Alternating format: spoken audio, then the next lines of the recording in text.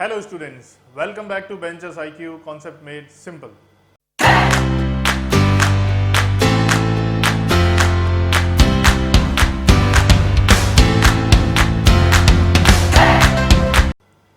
चलिए, last session में अपन ने पढ़ा था हार्ट के फंक्शंस के बारे में, ब्लड का पंपिंग का क्या एक्शन होता है, हार्ट का ब्लड किस तरह से पंप किया जाता है, ब्लड का जो है रास्ता क्या होता है जाने का, कहाँ से वो जाता है, किस तरह से जाता है और किस तरह से वो ऑक्सीजनेटेड एंड डीऑक्सीजनेटेड होता है।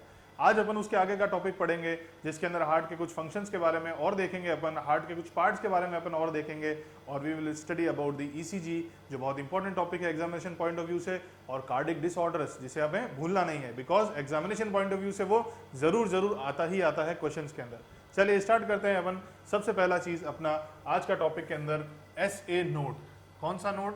SA node.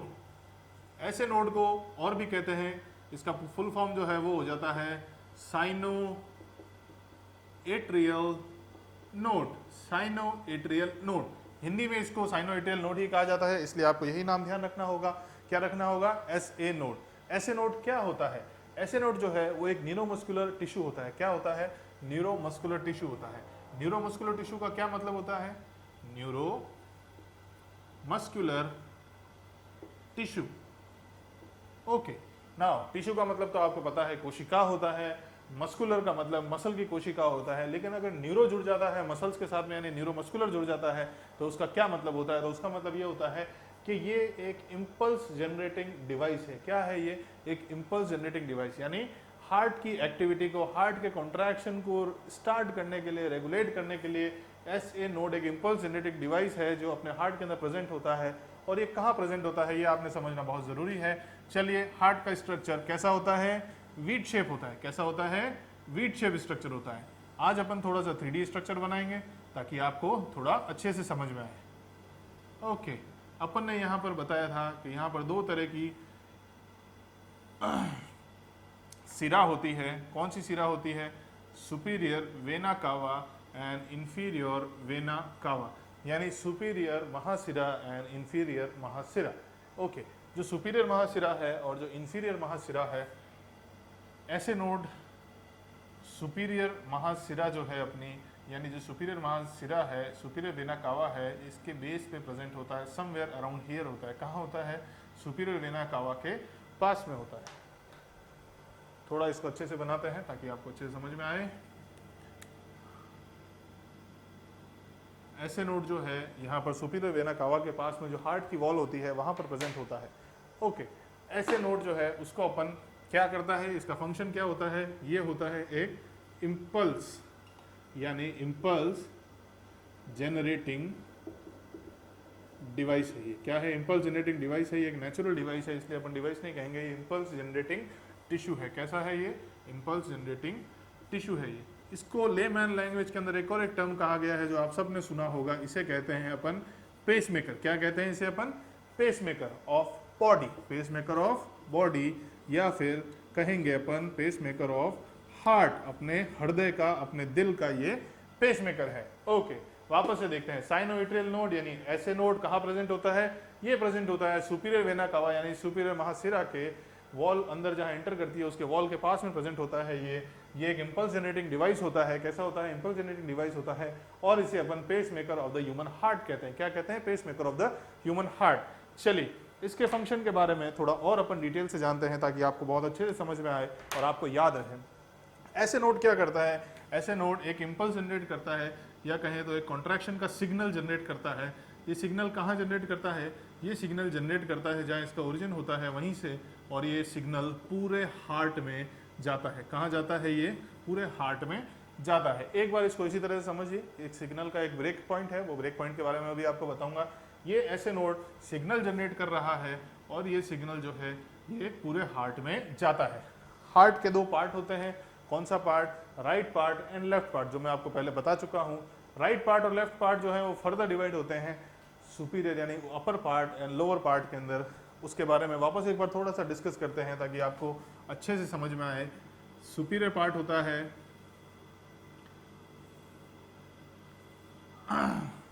सुपीरियर पार्ट को अपन क्या कहते हैं? सुपीरियर पार्ट को अपन कहते हैं ऑरिकल्स। क्या कहते हैं? ऑरिकल्स। या फिर हिंदी में बात की जाए तो इसको कहेंगे अपन आलिंद। क्या कहेंगे अपन? आलिंद। और लोअर पार्ट जो होता है इसको कहते हैं अपन वेंट्रिकल्स, या फिर कहेंगे अपन निलय। क्या कहेंगे अपन? निलय। ओके, तो हार्ट का जो ऐसे नोड है इसने एक इम्पल्स जनरेट किया जो पूरे हार्ट के अंदर गया, यानी सबसे पहले उसका फंक्शन होता है कि वो ऑरिकल्स के अंदर जाता है, यानी आलिंद के अंदर जाता है और आलिंद को कॉन्ट्रैक्ट करने का सिग्नल भेजता है हार्ट की मसल्स को। किसको? हार्ट की मसल्स को कॉन्ट्रैक्शन करने का सिग्नल भेजता है। ओके, ऐसे नोड ने जब सिग्नल भेजा तो ऑरिकल जो है अपने कॉन्ट्रैक्ट हो गए और उन्होंने सारा ब्लड जो है वो नीचे पुश कर दिया। किससे पुश करते हैं वो आपको पता है बहुत अच्छे से कि यहाँ पे दो तरह के वाल होते हैं, bicuspid walls and tricuspid wall. In walls के जरिए उसने ब्लड को नीचे पुश कर दिया। Okay fine. अभी क्या होता है? अभी पिक्चर के अंदर एक और एक पार्ट आता है, यानी साइनोइटियल नोड आपको समझ में आ चुका है तो इसे अपन हटा देते हैं। अब पिक्चर के अंदर हार्ट का दूसरा नोड आता है जिसे अपन कहते हैं एवी नोड। क्या कहते हैं अपन? AV node. Atrioventricular node. क्या कहते हैं? Atrioventricular node. Okay, atrioventricular node जो है वो कहाँ प्रेजेंट होता है? बहुत इंपॉर्टेंट है, आपको समझना पड़ेगा कहाँ होता है ये राइट ऑरिकल जो है इसकी वॉल के ऊपर प्रेजेंट होता है। कहाँ होता है? राइट ऑरिकल की वॉल के ऊपर प्रेजेंट होता है ये। और ये इसका काम क्या होता है? ये सिग्नल को आगे ले जाता है। क्या करता है? ये सिग्नल को आगे ले जाता है।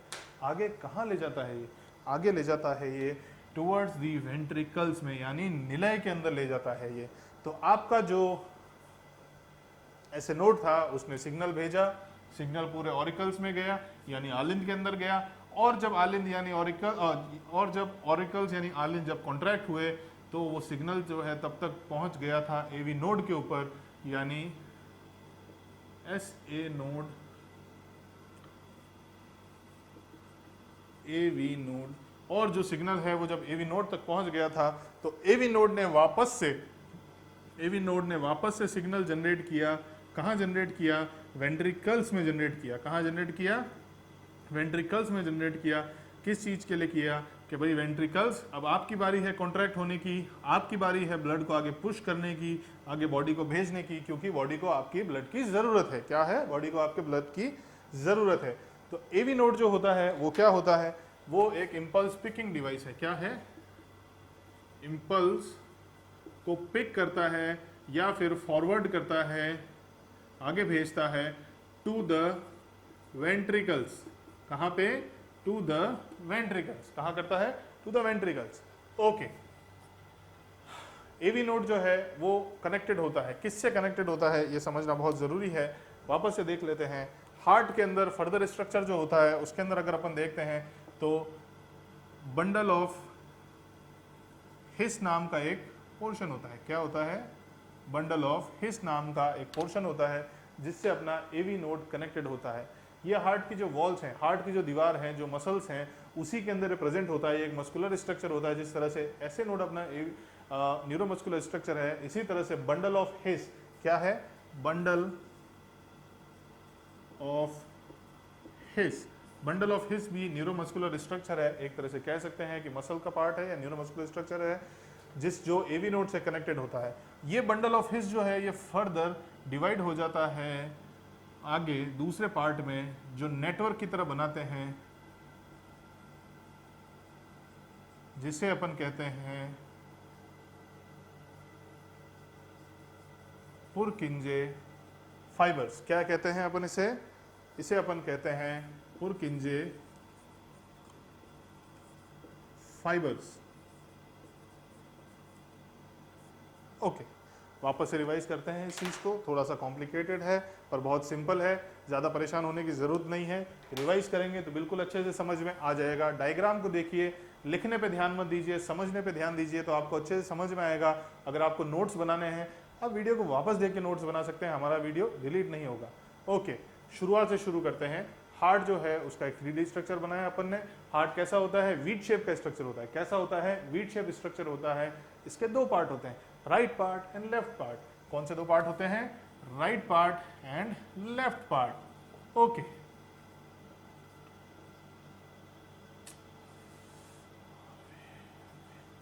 ओके, जो राइट पार्ट होता है उसके अंदर होता है सुपीरियर वेना कावा यानी सुपीरियर महाशिरा। महाशिरा के बेस के अंदर जो है एस ए नोड होता है। क्या होता है? साइनोइट्रियल नोड होता है, जिसका फंक्शन क्या होता है? इम्पल्स को जनरेट करना। इम्पल्स को वो क्यों जनरेट करता है? ताकि कार्डिक मसल्स कॉन्ट्रैक्ट हों, ऑरिकल्स यानी आलिंद कॉन्ट्रैक्ट हों और ब्लड को नीचे वेंट्रिकल्स में पुश करे, ब्लड को वेंट्रिकल्स के अंदर पुश किया जाए।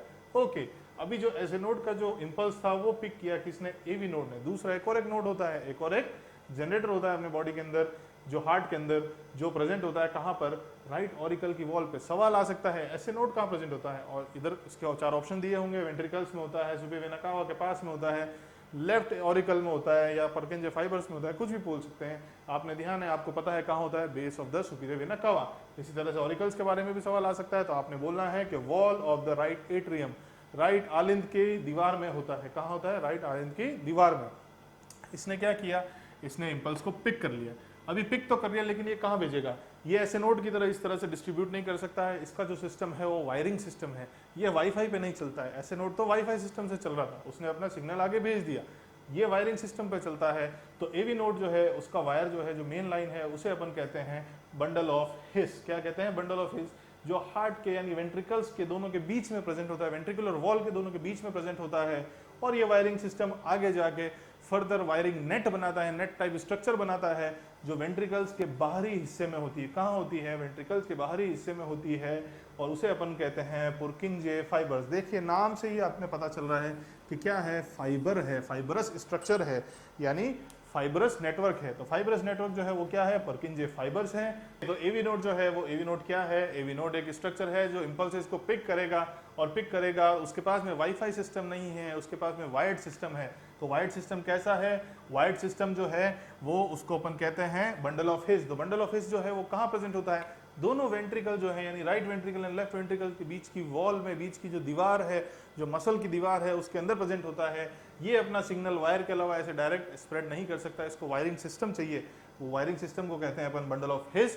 ये बंडल ऑफ हिस जो है वो फर्दर नेटवर्क में बन जाता है। क्या बन जाता है? नेटवर्क के अंदर बन जाता है, और वेंट्रिकल्स की जो साइड की जो वॉल्स हैं उसके अंदर चले जाता है, जिसे अपन कहते हैं पुर्किंजे फाइबर्स। अगर आप गौर से देखें तो नाम से ही पता चल रहा है फाइबर्स।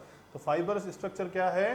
पुर्किंजे फाइबर्स है। ओके, अब होता क्या है? शुरू से शुरू करते हैं। ऐसे नोड ने इम्पल्स भेजा अपने वाईफाई कनेक्शन से, यानी पूरे ऑरिकल्स में भेज दिया, और ऑरिकल्स दोनों कॉन्ट्रैक्ट हुए, और उन्होंने ब्लड को वेंट्रिकल्स में पुश किया।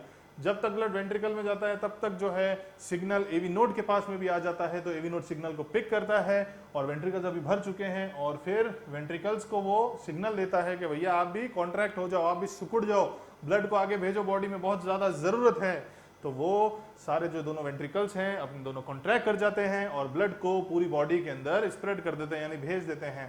तो ऐसे नोड एंड एवी नोड इतना इंपॉर्टेंट है अपने बॉडी के अंदर, एग्जामिनेशन पॉइंट ऑफ व्यू से बहुत इंपॉर्टेंट है। ओके, चलिए आगे बढ़ते हैं। आपको समझ में आ गया होगा आई होप, कैसे नोड क्या होता है, एवी नोड क्या होता है। चलिए आगे बढ़ते हैं। अपन हार्ट के एक और एक स्ट्रक्चर के बारे में बात करते हैं। चलिए थोड़ा सा इसको हटा देते हैं अपन, ताकि आपने अच्छे से समझ में आए। जो आगे का जो स्ट्रक्चर है इसे भी हटा देते हैं। स्पाइन, ऑरिकल्स को भी अपन हटा देते हैं, एंड वेंट्रिकल्स को भी हटा देते हैं।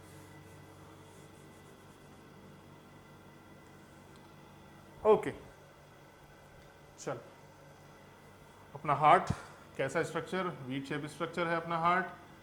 ओके, हार्ट जो है, सॉरी, हार्ट जो है उसके साइड में, हार्ट क्योंकि कंटिन्यू कॉन्ट्रैक्ट करता है, रिलैक्स करता है, यानी सिकुड़ता है और रिलैक्स होता है, सिकुड़ता है और रिलैक्स होता है, इस तरह से अगर वो कंटिन्यू करते रहेगा तो उसको ल्यूब्रिकेशन की ज़रूरत होगी, या फिर उसको एक ऐसे फ्लूइड की ज़रूरत होगी जिसके अंदर वो आराम से कॉन्ट्रैक्ट एंड रिलैक्स कर सके। नहीं तो वो इंजर हो सकता है, उसको इंजरी हो सकती है, क्योंकि अपनी बॉडी जो है वो चलती फिरती है, कोई रेस्टिंग तो है नहीं। तो हो सकता है वो आसपास की वॉल से, लंग से, बोन से, रिब से, किसी तरह से भी इंजर्ड हो सकता है।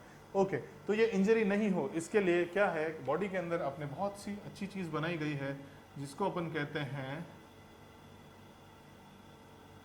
Pericardial membrane. क्या कहते हैं? पेरिकार्डियल मेम्ब्रेन, या फिर पेरिकार्डियम। क्या कहते हैं इसको?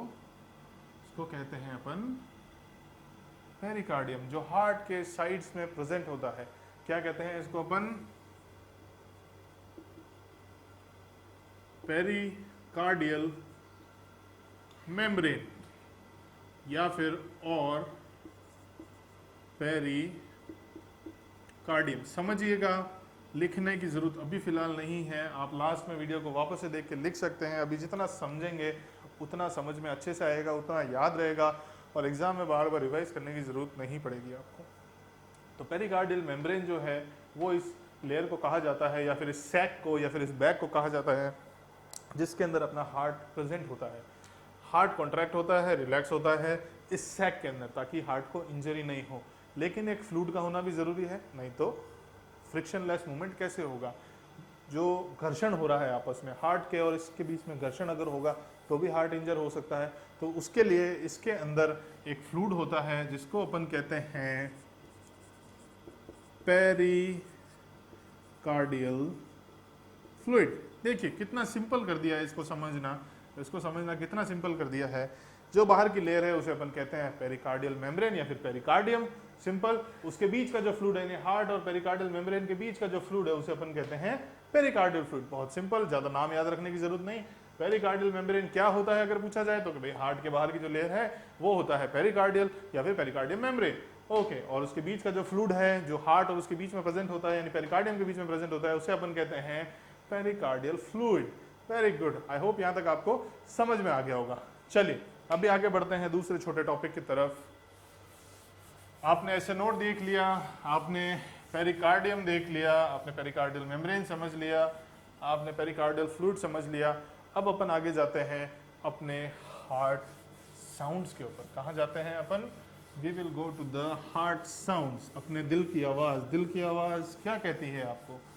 दिल की आवाज़ कहती है कि भैया जल्दी से एग्ज़ाम हो जाए और हम अच्छे से पढ़ लें और हम एग्ज़ाम में अच्छा स्कोर करें, है ना? ऐसा ही कहती है ना? यस, बिल्कुल ऐसा कहती है। तो हार्ट का जो साउंड्स हैं वो क्या होते हैं?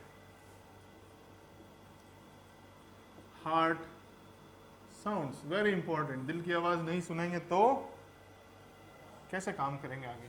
ओके, दो तरह के हार्ट साउंड्स होते हैं। फर्स्ट साउंड जिसे अपन कहते हैं और दूसरा होता है सेकंड साउंड। क्या होता है? First sound and second sound. Okay, marker जरा चेंज कर लेते हैं। ओके, फर्स्ट साउंड, हार्ट के जो साउंड्स हैं वो दो तरह के हार्ट साउंड्स होते हैं। सबसे पहला साउंड होता है लब और दूसरा साउंड होता है डब। लब डब, लब डब, धक धक धक धक, लब डब, लब डब, लब डब, लब डब। ओके, तो पहला जो हार्ट का साउंड है उसे अपन कहते हैं LUBB यानी लब, और दूसरा हार्ट का जो साउंड है इसे अपन कहते हैं DUBB यानी डब। लब डब, लब डब, लब डब। ओके, अभी ये जो लब का साउंड है ये कैसे सुनाई देता है, या फिर डब का जो साउंड है ये कैसे सुनाई देता है, ये आपने समझना बहुत ज़रूरी है। आपको हार्ट का साउंड चलते फिरते तो सुनाई नहीं देता है क्योंकि वो बहुत स्लो होता है, हार्ट के अंदर होता है, बॉडी के अंदर से आ रहा होता है। बॉडी एक बंद कैविटी है, आपको सुनाई नहीं देता, और ना ही ये इतना तेज़ होता है कि अगर खुली भी होती तो सुनाई देता आपको। सॉरी। इसी के लिए क्या किया गया है कि एक डिवाइस बनाया गया है जो आज की मॉडर्न के टेक्नोलॉजी मेडिकल के अंदर यूज़ किया जाता है, उसे अपन कहते हैं स्टेथोस्कोप। क्या कहते हैं उसे अपन? उसे अपन कहते हैं स्टेथोस्कोप।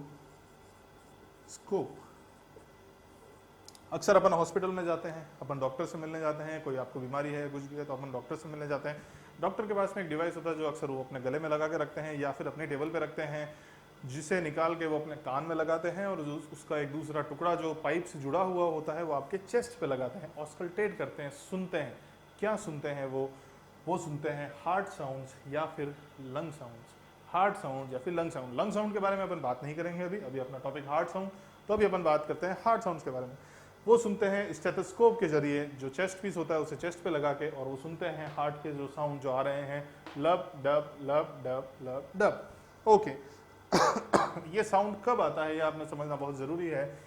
लब साउंड जो है वो कब प्रोड्यूस होता है? लब साउंड प्रोड्यूस होता है जब अपने पार्टली क्या चीज़, बाइकस्पिड वॉल। बाइकस्पिड वॉल कहाँ प्रेजेंट होता है? सर, बाइकस्पिड वॉल प्रेजेंट होता है left auricle and left ventricle के बीच में, द्विगलीय कपाट। और दूसरा वॉल होता है अपना ट्राइकस्पिड वॉल। कौन सा होता है? Tricuspid wall. ट्राइकस्पिड वॉल कहाँ होता है? Sir, right auricle and right ventricle के बीच में त्रिगलीय कपाट, and bicuspid wall and tricuspid wall. इन दोनों का जब क्लोजर होता है, क्या होता है, क्लोजर होता है, तब ये साउंड प्रोड्यूस होता है। क्या होता है, तब ये साउंड प्रोड्यूस होता है। लेकिन सिर्फ इनके क्लोजर की वजह से नहीं होता है, पार्टली लिखा गया है क्योंकि आगे, यानी इसके साथ में जो अपने वेंट्रिकल्स होते हैं, यानी अपने जो निलय होते हैं, उसका जब कॉन्ट्रैक्शन होता है, देखिए ये साइकिल कितना फास्ट है, ये साइकिल इतना फास्ट है, कार्डिक साइकिल इतना फास्ट है कि एक ही साथ में जब ब्लड नीचे आ गया तब bicuspid and tricuspid valve close हो गया और उसी वक्त वेंट्रिकल ने कॉन्ट्रैक्शन किया और ब्लड बाहर फेंक दिया। तो जब bicuspid valve, tricuspid valve and ventricles contract कर रहे हैं तो वो साउंड प्रोड्यूस करते हैं लब। क्या प्रोड्यूस कर रहे हैं, लब साउंड। कब प्रोड्यूस कर रहे हैं, बाइकस्पिड एंड ट्राइकस्पिड वॉल्व और वेंट्रिकल कॉन्ट्रैक्शन, यानी बाइकस्पिड एंड ट्राइकस्पिड वॉल्व का क्लोजर हो रहा है, यानी वो बंद हो रहे हैं, एंड वेंट्रिकल का कॉन्ट्रैक्शन हो रहा है, यानी सिकुड़ रहा है वेंट्रिकल। दोनों बिल्कुल मिली सेकंड्स के अंदर आगे पीछे होते हैं, साइमल्टेनियसली आगे पीछे होते हैं। सिर्फ उस साउंड, वो दोनों की एक्टिविटी इतनी फास्ट होती है, दोनों की एक्टिविटी प्रोड्यूस करती है साउंड, जिसे अपन कहते हैं लब साउंड। क्या कहते हैं अपन, लब साउंड कहते हैं। ओके, अभी अपन देखते हैं डब साउंड के बारे में। डब साउंड कब प्रोड्यूस होता है, तो अपने बॉडी के अंदर होते हैं semi lunar walls. Semi lunar wall sir आपने तो पढ़ाया ही नहीं था हमें। ओके, बहुत सिंपल है, जो अपना एओर्टा है यानी जो महाधमनी है उसका वाल एंड पल्मोनरी आर्टरी यानी फुफ्फुस धमनी का वाल, दोनों को अपन मिला देते हैं तो कहते हैं सेमी ल्यूनर वॉल। क्या कहते हैं, एओर्टा के वॉल को और पल्मोनरी आर्टरी के वॉल को मिला देते हैं तो उन्हें कहते हैं सेमी ल्यूनर वॉल। तो अभी डब साउंड जो है वो कब प्रोड्यूस होता है, तो डब साउंड जो है वो प्रोड्यूस होता है जब aortic wall and pulmonary artery का वॉल यानी सेमिन्यूलर वॉल का क्लोजर होता है। क्या होता है, दोनों वॉल का जब क्लोजर होता है और वेंट्रिकुलर सिस्टोल होता है। वेंट्रिकुलर सिस्टोल होता है यानी वेंट्रिकल जो है जब वो कॉन्ट्रैक्ट हो गया, वो रिलैक्स होने जा रहा है, वापस से पूरा कॉन्ट्रैक्ट हो चुका है, उसका लास्ट पोर्शन है और सेमिल्यूनर वॉल का क्लोजर हो गया है अब, यानी वो खुलने वाला है वापस से, यानी वॉल खुलने वाला नहीं है, वेंट्रिकल्स वापस से डायलेट होने वाले हैं, उसको वेंट्रिकुलर सिस्टोल कहते हैं। जिस पॉइंट पे वो खत्म हो चुके हैं, पूरे सिकुड़ चुके हैं, तब साउंड प्रोड्यूस होता है डब साउंड, यानी सेमिल्यूनर वॉल का क्लोजर, वो वॉल बंद होना और वेंट्रिकुलर सिस्टोल होना, उसको वो क्या करता है, डब साउंड प्रोड्यूस करता है। क्या करता है, डब साउंड प्रोड्यूस करता है। ओके, अब अपन देखते हैं कि इन साउंड्स की आवाज़ कैसी होती है, ये साउंड जो है इनकी आवाज़ कैसी होती है। ये जो साउंड है, लब साउंड जो है वो क्या होता है, लो पिच्ड होता है, मध्यम स्वर होता है, धीमा स्वर होता है, मंद स्वर होता है, सॉरी मंद स्वर होता है, ये लो पिच साउंड होता है।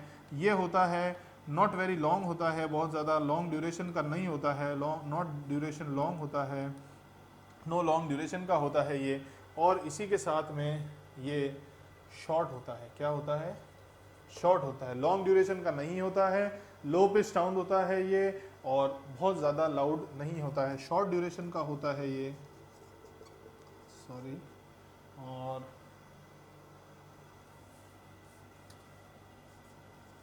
बहुत तेज नहीं होता है ये। कैसा होता है, लो पिच होता है, मंद स्वर होता है, लाउड नहीं होता है और शॉर्ट ड्यूरेशन का होता है, थोड़े ड्यूरेशन के लिए होता है। अब अपन देखते हैं डब साउंड के बारे में। तो डब साउंड जो है वो कैसे होते हैं, वो हाई पिच्ड होता है, तेज स्वर होता है। कैसा होता है, हाई पिच्ड होता है। ओके, ये भी शॉर्ट ड्यूरेशन का होता है। कैसा होता है ये भी शॉर्ट ड्यूरेशन का होता है, और साथ में ये क्योंकि हाई पिच्ड है यानी शार्प भी होता है। कैसा होता है, शार्प भी होता है। ओके, एक बार से वापस पूरा रिवाइज कर देते हैं।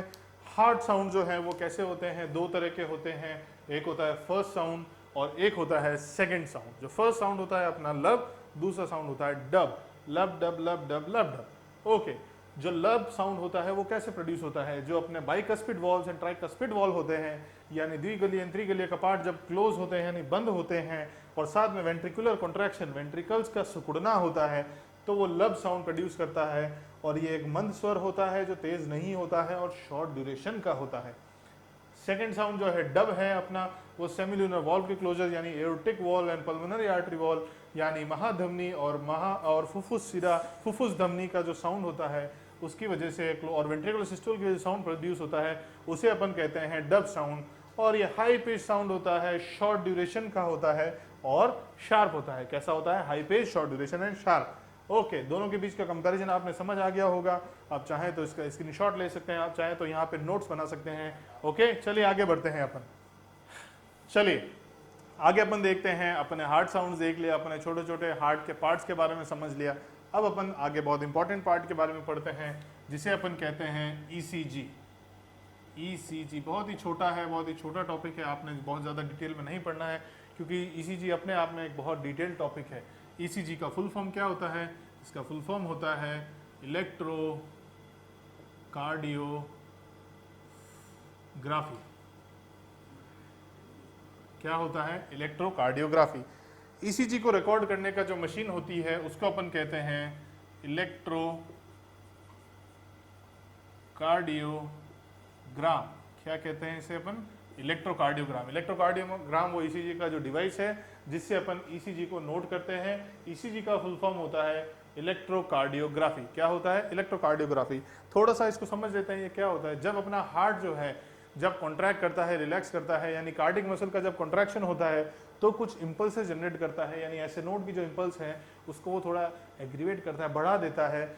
वो इम्पल्सेस जो हैं वो ईसीजी के अंदर रिकॉर्ड होती हैं, और वो रिकॉर्ड अपने कार्डिक डिजीज अपने को नहीं हो रही है या हार्ट का फंक्शन कैसा है उसको समझने के लिए काम आती है। तो ये क्या करता है? ये रिकॉर्ड करता है अपनी हार्ट की electrical impulses. Very good, heart की इलेक्ट्रिकल इम्पल्सेस। ओके, ईसीजी का फॉर्म इलेक्ट्रोकार्डियोग्राफी। इलेक्ट्रोकार्डियोग्राम जो डिवाइस है उससे रिकॉर्ड किया जाता है और हार्ट की इलेक्ट्रिकल इम्पल्सेस को ये नोट करता है। ईसीजी को किसने ढूंढा था सबसे पहले? ईसीजी को जो है वॉलर नाम के एक साइंटिस्ट ने ढूंढा था 1887 में। 1887 में वॉलर नाम के एक शख्स ने ईसीजी को सबसे पहले first person to record ECG,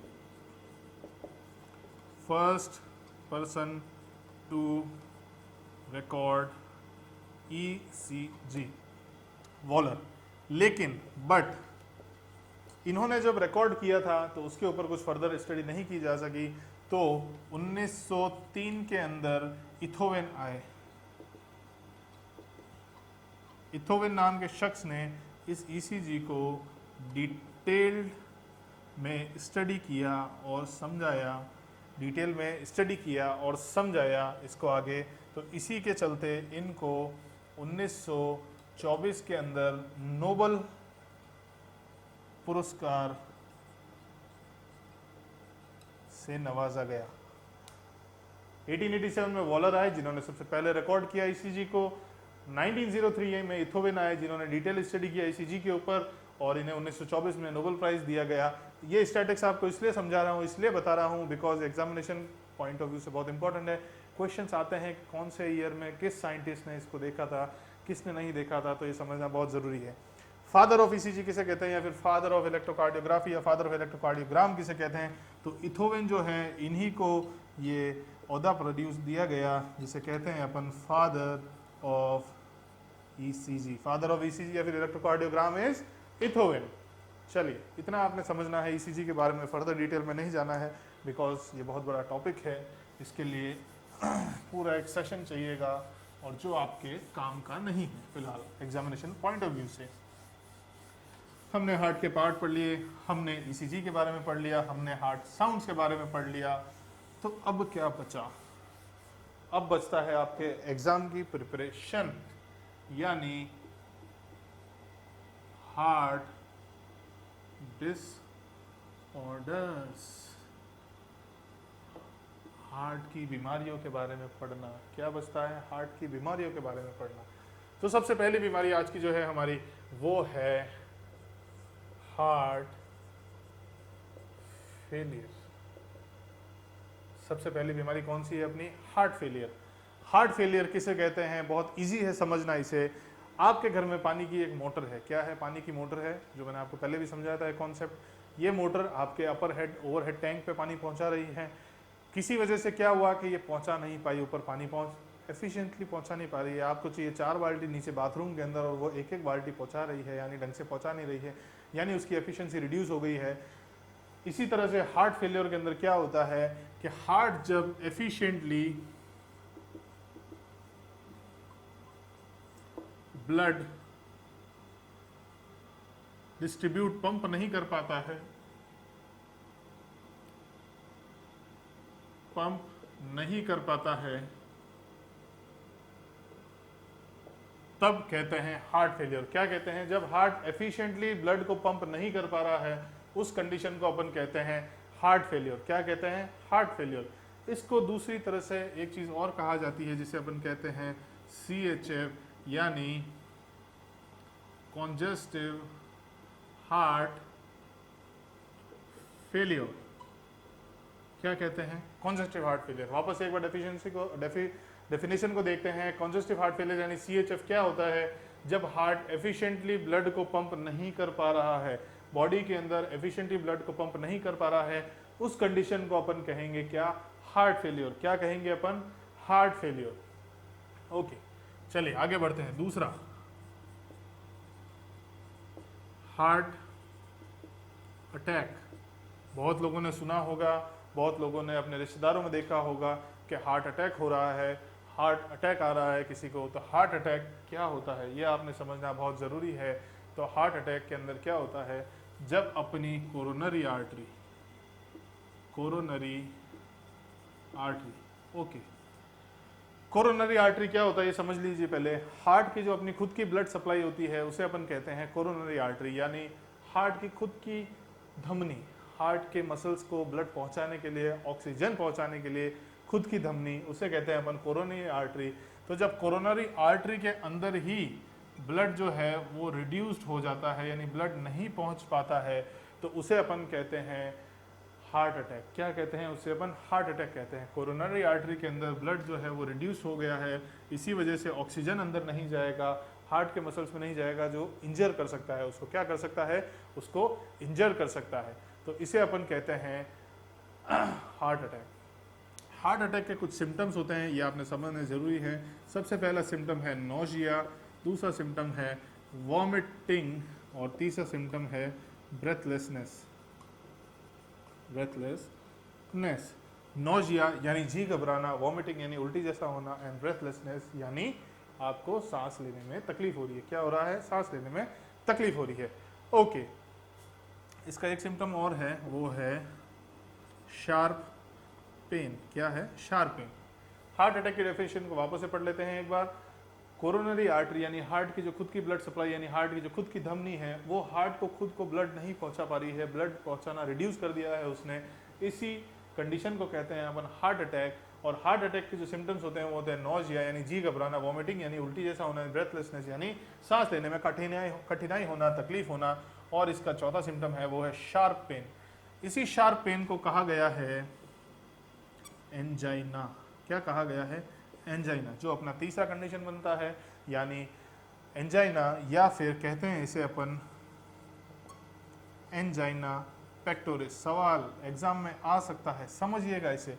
angina यानी एंजाइना पेक्टोरिस क्या होता है? तो एंजाइना यानी एंजाइना पेक्टोरिस होता है O2 लेवल, यानी क्योंकि इस कोरोनरी आर्टरी ने ब्लड को नहीं पहुंचाया था, ब्लड कम पहुंच रहा है, तो इस वजह से ऑक्सीजन कम पहुंच रहा है, ऑक्सीजन कम पहुंच रहा है, तो इस वजह से हार्ट के जो मसल्स हैं उनको इंजरी हो रही है या फिर उनको दिक्कत हो रही है, तो ऑक्सीजन जो है वो रिड्यूस हुआ है। तो इस रिड्यूस होने की वजह से हार्ट के अंदर शार्प पेन होने लगता है, जिसे अपन एंजाइना कहते हैं। क्या होता है? शार्प पेन हो रहा है, या फिर जो कार्डिक मसल्स हैं उसको इंजरी हो रही है because of the reduced blood flow coronary artery, coronary धमनी की वजह से रिड्यूस हुआ, उसी वजह से ये एंजाइना हुआ, जो एक एक्यूट कंडीशन है। सबसे पहले जब इसकी शुरुआत होती है तो आपको एंजाइना यानी शार्प पेन होता है चेस्ट में, जिसे अपन एंजाइना या फिर एंजाइना पेक्टोरिस कहते हैं। ओके, आगे बढ़ते हैं। आपने हार्ट फेलियर देख लिया, आपने हार्ट अटैक देख लिया, आपने एंजाइना देख लिया। इसके बाद चौथा आता है cardiomegaly. Fourth one is कार्डियोमिगेली।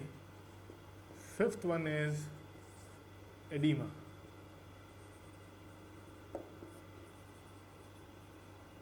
Okay, cardiomegaly क्या होता है? अपना जो हार्ट होता है उसका एक फिक्स साइज होता है जो मैंने आपको पहले भी बताया था, और अगर वो एनलार्ज हो जाता है उस एनलार्जमेंट को कार्डियोमेगेली कहते हैं। क्या कहते हैं? एनलार्जमेंट, या फिर कहेंगे एबनॉर्मल एनलार्जमेंट। बहुत ज़्यादा बड़ा होना हार्ट का, enlargement of heart is called as cardiomegaly. Heart का बड़ा होना, बहुत ज़्यादा बड़ा होना जो है कार्डियोमेगेली कहा जाता है। जनरल ये जो साइज है, जो अपनी चेस्ट वॉल होती है, फॉर एग्जाम्पल अगर ये 20 सेंटीमीटर है तो अपना जो हार्ट का साइज है वो डिवाइडेड बाय 2 यानी 1:2 का रेशियो होता है इसका। यानी अगर 20 सेंटीमीटर है ये, तो अपना हार्ट का साइज 10 सेंटीमीटर होगा। हार्ट का साइज कितना होगा? जो आपका चेस्ट वॉल है उसका हाफ होगा। कितना होगा? उसका हाफ होगा। कार्डियोमेगेली एनलार्जमेंट ऑफ दी, या फिर abnormal enlargement of the size of the heart. Okay, अभी एडिमा। जब अपना पिछला टॉपिक स्टार्ट हुआ था हार्ट के फंक्शंस के बारे में अपन ने देखा था, तो वहाँ पे अपन ने सर्कुलेटरी सिस्टम के बारे में पढ़ा था। दो तरह के सर्कुलेटरी सिस्टम होते हैं, एक होता है ब्लड सर्कुलेटरी सिस्टम और दूसरा होता है लिम्फ सर्कुलेटरी सिस्टम। ये लिम्फ से जुड़ा हुआ है ये topic. Oedema, abnormal swelling, abnormal swelling या फिर collection of fluid in tissue. Fluid कैसा? फ्लूइड जो है वो है अपना लिम्फ। क्या है? लिम्फ है, ब्लड नहीं है, लिम्फ है। तो एबनॉर्मल स्वेलिंग होना किसी भी बॉडी पार्ट में, या हार्ट के आसपास, या हाथ में, या कहीं पे भी, या फिर कलेक्शन ऑफ फ्लूइड यानी लिम्फ होना एक जगह हाथ में या मेरी कोहनी में लिम्फ इकट्ठा हो गया और इस वजह से यहाँ पे मेरी स्वेलिंग आ रही है, उसे अपन कहते हैं क्या? एडिमा। वापस देखते हैं एडिमा को। एडिमा क्या होता है? एडिमा जो होता है वो एबनॉर्मल स्वेलिंग या फिर कलेक्शन ऑफ द फ्लूइड। कौन सा फ्लूइड? जो लिम्फ है उसका कलेक्शन होना एबनॉर्मल, या फिर कहीं पे स्वेलिंग आना, इसे अपन कहते हैं एडिमा। क्या कहते हैं? एडिमा। ओके, अगला टॉपिक क्या है अपना? अगला डिसऑर्डर है CHD, coronary heart disease. Coronary heart disease को आपको समझने के लिए वापस एक बार थोड़ा फ्लैशबैक में ले जाते हैं अपन।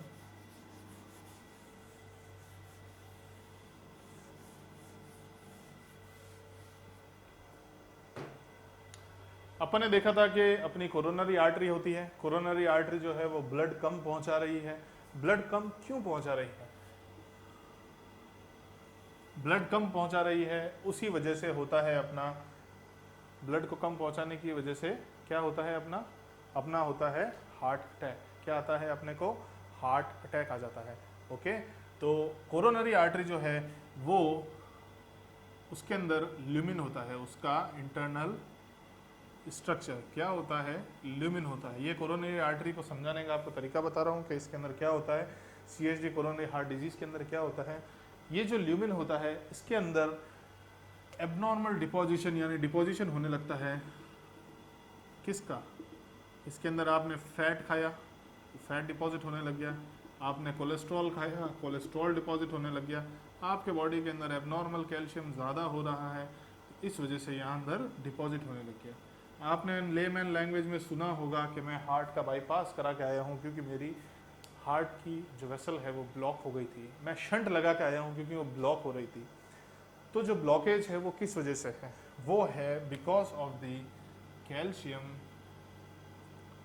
डिपॉजिट या फिर फैट डिपॉजिट या फिर कोलेस्ट्रॉल डिपॉजिट।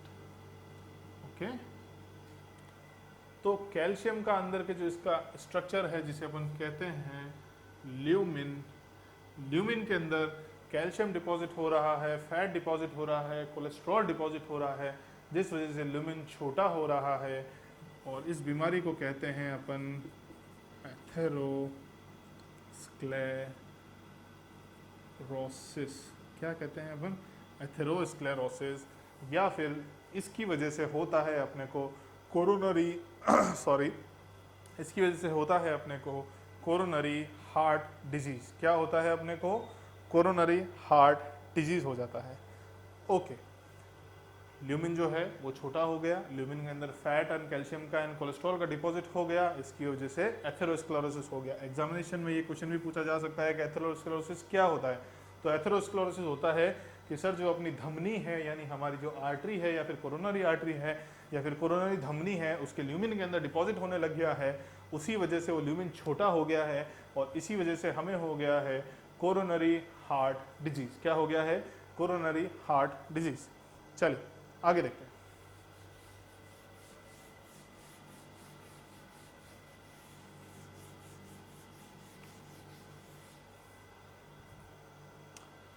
हार्ट 7वें नंबर पे आता है अपना हार्ट ब्लॉक। वाव, बहुत ही अच्छा टर्म हार्ट ब्लॉक। और 8वें नंबर पे आता है अपना कार्डियक अरेस्ट। हो सकता है मैं नंबर मिस कर गया हूँ या मे बी 7वां है 8वां है, मुझे नहीं पता, लेकिन अपना नेक्स्ट टॉपिक है हार्ट ब्लॉक या फिर कार्डिक अरेस्ट। क्या है? हार्ट ब्लॉक या फिर कार्डिक अरेस्ट। हार्ट ब्लॉक क्या होता है? हमने पढ़ा था ऐसे नोड के बारे में। जी सर बिल्कुल पढ़ा था, अभी इसी सेशन में पढ़ा था हमने ऐसे नोड के बारे में। तो ऐसे नोड जो है अगर वो अपना इम्पल्स जनरेशन बंद कर देता है, क्या कर देता है? इम्पल्स जनरेशन जो है उसे वो बंद कर देता है, स्टॉप कर देता है, तो इसकी वजह से हार्ट जो है वो स्टॉप हो जाता है बीट करना। वाह, वेरी गुड, कितना अच्छा टॉपिक, कितनी अच्छी बात। अगर ऐसे नोड इम्पल्स जनरेट नहीं करेगा तो ऑरिकल्स कॉन्ट्रैक्ट नहीं होंगे, ऑरिकल्स कॉन्ट्रैक्ट नहीं होंगे, ऐसे नोड इम्पल्स जनरेट नहीं कर रहा है तो अपना एवी नोड जो है वो इम्पल्स पिक नहीं कर पाएगा, बंडल ऑफ हेयर्स पुरकिंज फाइबर्स को कुछ नहीं भेज पाएगा, तो वेंट्रिकल्स भी कॉन्ट्रैक्ट नहीं होंगे, यानी ऑरिकल्स भी कॉन्ट्रैक्ट नहीं हुए, वेंट्रिकल्स भी कॉन्ट्रैक्ट नहीं हुए, द्विगलीय एंड त्रिगलीय कपाट यानी बाइकस्पिड एंड ट्राइकस्पिड वॉल्व खुले भी नहीं, बंद भी नहीं हुए, कुछ नहीं हुआ, यानी हार्ट स्टॉप हो गया, हार्ट बिल्कुल रुक गया। तो हार्ट स्टॉप बीट यानी हार्ट ब्लॉक कहते हैं। क्या कहते हैं उसको? हार्ट की बीटिंग को स्टॉप करना को कहते हैं अपन heart block. Cardiac arrest, cardiac arrest क्या होता है? Because of the heart stop beat हुआ, या फिर कहें तो हार्ट की जो मसल्स थी, हार्ट मसल्स को इंजरी होना। इंजरी किस वजह से? या तो उसको ऑक्सीजन नहीं मिला है, या फिर उसकी कोरोनरी आर्टरी ने उसको ब्लड नहीं दिया है, या कोई और रीज़न था, इस वजह से हार्ट की मसल्स इंजर हो गई है और इस वजह से हार्ट जो है वो सडन स्टॉप हो गया, हार्ट जो है वो सडन स्टॉप हो जाता है। इसको अपन कहते हैं कार्डिक अरेस्ट। क्या कहते हैं? Cardiac arrest. हार्ट ब्लॉक के अंदर ऐसे नोड ने इम्पल्स जनरेट नहीं किया, इम्पल्स जनरेट नहीं किया तो उस वजह से हार्ट स्टॉप बीट हो गया, हार्ट कॉन्ट्रैक्ट नहीं कर पाया, कार्डिक अरेस्ट हुआ। कार्डिक अरेस्ट के अंदर जो है वो हार्ट की मसल को इंजरी हो गया, बिकॉज ऑफ उसको ऑक्सीजन नहीं मिला, कोरोनरी आर्टरी ने ऑक्सीजन नहीं दिया, ब्लड नहीं दिया, इसी वजह से सडन हार्ट जो है वो स्टॉप हो जाता है, हार्ट रुक जाता है और इसी वजह से अपने को कार्डिक अरेस्ट आ जाता है। वेरी गुड, आई होप यहाँ तक आपको समझ में आ गया होगा। एक छोटी सी बात जो मैं बोर्ड पे लिख के एक्सप्लेन नहीं करना चाहूँगा, जो एग्जामिनेशन पॉइंट ऑफ व्यू से वापस इंपॉर्टेंट है, हार्ट की मसल्स कौन सी होती है? हार्ट जनरली कार्डिक मसल से बना हुआ होता है, लेकिन उसमें कुछ पोर्शन स्केलेटल मसल्स का भी होता है और स्मूथ मसल्स का भी होता है, लेकिन ये ध्यान रखिएगा कि हार्ट का जो फर्स्ट प्राइमरी है हिस्सा वो है कार्डिक मसल। आई होप यहाँ तक आपको समझ में आया होगा। अब नेक्स्ट अपन लेंगे क्वेश्चन एंड आंसर सेक्शन, जो हार्ट के बारे में भी होगा और ब्लड के बारे में भी होगा, जो आपको नेक्स्ट वीडियो के अंदर मिलेगा। आपको इन वीडियोस में कोई भी डाउट हो रहा है, किसी भी चीज़ को समझने में तकलीफ हो रही है, कोई टॉपिक आपको समझ में नहीं आ रहा है, please feel free to contact us. आप हमारे कमेंट सेक्शन में आइए एंड हमें कमेंट ज़रूर करिएगा। किसी भी तरह का कमेंट हम बहुत अप्रिशिएट करेंगे। Thank you for watching.